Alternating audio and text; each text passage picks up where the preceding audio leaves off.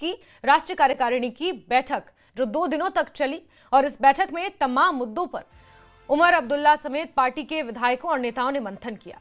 लेकिन सांसद आगा रुहुल्ला के साथ विवाद की खाई और गहरी होती नजर आ रही है।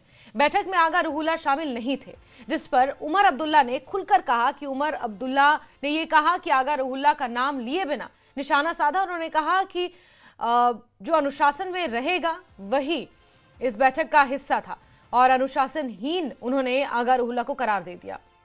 उमर अब्दुल्ला से जब मीडिया ने आगा रुहुल्ला की दूरी पर सवाल किया तो उन्होंने कहा जो पार्टी में अनुशासन में रहते हैं, पार्टी लाइन पर चलते हैं, वो इस मीटिंग में शामिल थे। जो अनुशासनहीन हैं वो मीटिंग से दूर हैं।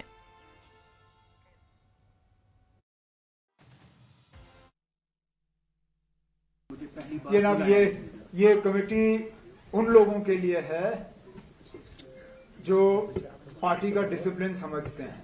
यहाँ पे इस मीटिंग में तमाम वो लोग थे जो पार्टी के डिसिप्लिन के अंदर रह के पार्टी की क़यादत और पार्टी के ओहदेदारों के साथ बात करना जानते हैं और समझते हैं।